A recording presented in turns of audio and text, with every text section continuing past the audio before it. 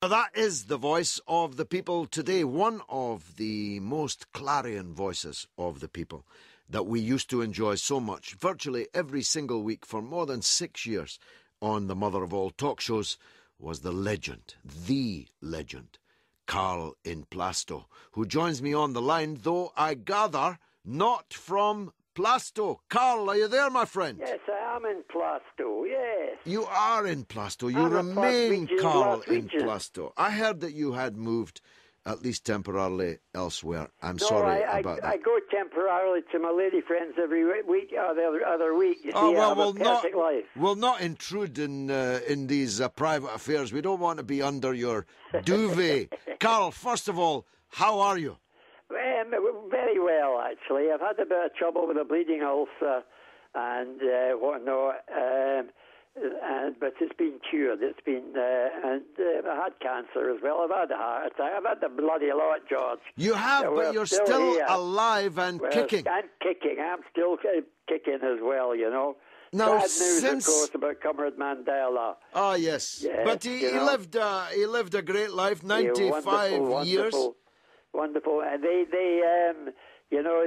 gives the communist clenched fist salute, and he was allies with the South African Communist Party in his government with Joe Slovo, but not a mention of this from our hypocritical, lying press, in the media. Or the right-wing politicians who once wanted to hang him. That's right. Hang Nelson Mandela. They wore their badges at the Bullingdon Club, I think. Yes, indeed. And F the Poor was another one they had, They're really charming people, these... But even so, George, we're going to talk about... what do you want to talk about? Scottish independence? No, not really. But if you want to, I just wanted to hear your voice again, to be perfectly frank, and so will the listeners. First, to establish that you are still alive and kicking, and that's already evident. Yeah. But also to say that one of the purposes of this broadcast is to lay the foundation for the launch next year of a radio station of our own, because TalkSport has gone for us. I mean, God bless it. It gave us a great platform for a very, very long time, and we wish it well. But of course, it's sport now, not talk. So Britain's the only country in the developed world, actually, that doesn't have a national commercial talk radio station. You've got Ken Livingston on Saturday mornings. Yeah, on the LBC, but then that's just a London station. Of course, yes, of course. But with the internet, of course, they get calls from all over the world. Yeah. And it's the same with TalkSport. But they could at least give a little bit of current affairs, a break from the politics, from the football. Well, I mean, football's important, but it's not that important. And it's one of the reasons I think that there is no need for Scottish independence, because we have our own football team, We have our own education system, which has been there for 400 years. And our own parliament, and our own legal system. As well. And since it was James I we took over England. Indeed. They never took over Scotland, Well, they've never occupied Scotland, but it could be argued, and you and I are living examples of it, that we've kind of taken over England. If you switch on... what I was about to say, because the Scots were also a part of British imperialism, They, if you look at the black American names that are Scottish, Camerons and Campbells and Mac this and Mac that, Exactly, from our role in the slave business. Black people with Scottish, like Cameron and Campbell, and even Tory boy Cameron must have had ancestors with Tartan blood somewhere along the line. He must have. He must have. But if you switch on Radio 4 in the morning, you'll hear James Naughty waxing lyrical. Of course, if you listen to the PM programme at 5 p.m, you'll hear Eddie Mair waxing lyrically. And if you go to your bed after Newsnight, you'll have been watching Kirsty Wark and Gavin Esler. Was Eddie Mair the one that called Boris Johnson a nasty piece of work?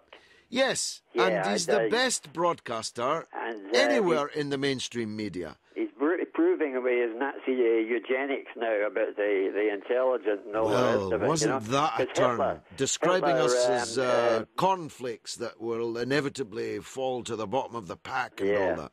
I think he committed suicide with that speech. Well, you know, I don't know what it is. They say it's his charm. Well, Mummy and Daddy spent a lot of money sending him to charm school, you know, but he's stupid, the man.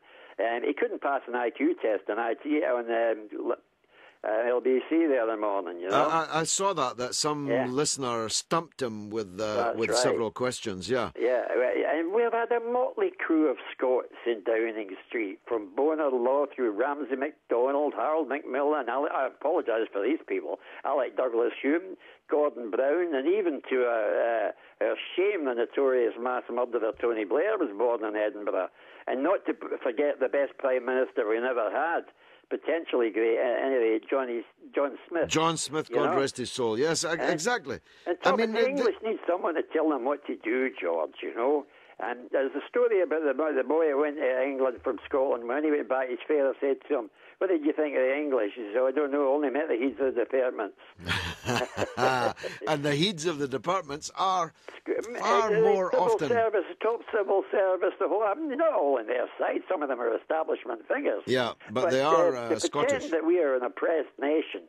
And what the hell? Am I going to get a Scottish old age pension or an English old age pension? Well, are we going to be forced to choose? Get a passport. Are we going to be forced to choose our citizenship? This is a question that is not yet... they're trying to make it that you can have both. But that's going to cause so many complications. I mean, there are some aspects like getting rid of Trident, blah, blah, but they're not going to. They'd have to leave NATO. Exactly. They're not going to do that. It's a contradiction in terms. They want independence. They talk like Nigel Farage, only instead of Brussels, there's the bogeyman, it's London. Well, I was I'm on tour at the moment, Karl, Just Say No. And I was making exactly that point, that the UKIP are the actual equivalent of the Scottish nationalists, because they both think that standing at a border, shouting boo at Johnny Foreigner is going to solve our problems. Right. And it just isn't. I was planning to go, I nearly got on with Nick Ferrari on LBC talking to Nigel Farage. And I planned to tell them that one was the most famous Swiss, that's Nick Ferrari, Senor Ferrari, and almost the only famous Belgian. Very good. Nigel Farage, he's Belgian. Well, you see, Nigel Farage... He only came here to get Social Security, you know. Very good. You know, Nigel Farage is a very different man in private than he is in public. You see, in public, his knuckles are dragging. He's shouting boo at Johnny Foreigner. He's trying to scare the wits out of the British people about them over the channel. But actually, he's a bon viveur. His wife is a European continental. He's an expert on the finest European red wines. Yeah, as you know, I don't myself partake. He's a common man as well, you know. Yeah, but in fact, he's very different in private. We sat with him after question time, and he went through the wine list with the maitre d', with the aplomb of a man that spent years in the European Parliament picking up very, very large expenses. Educated at Dulwich College, another private educated. You know, even he who's supposed to be the man of the people and all the rest of the crap, hail fellow well met, you know. Well, there's a point now. Let's turn to that, because a remarkable number of the rulers that we have today are not just rich people, but they are rich people from these private schools. Now, just for the listeners that are listening to you for the first time, and it won't, I assure you, be the last if you can hang on in there, Karl, till we get this station, you'll have your own show on it. But for the time being, just because regular listeners will know all this, but I think it's worth rehearsing. To say you came from the school of hard knocks is a real understatement. Tell us where you've been this last 30 years. I've been sober the last 30 years. Yes, I stopped drinking when I was 40. That's getting on for 40 years ago now, you know. And before that, you were where? You were on the street. You were living on the street. I lived on the streets for 10 years, yes. Living on my wits, basically, for what they are. I never got any social security, because you had to have a fixed address and all that. You might get £4 when you came out the neck, but you went straight to Covent Garden and spent that on the booze anyway, you know, when you came out of jail. I was in and out of jail like a yo-yo, and mental hospitals, I've had full-scale DTs.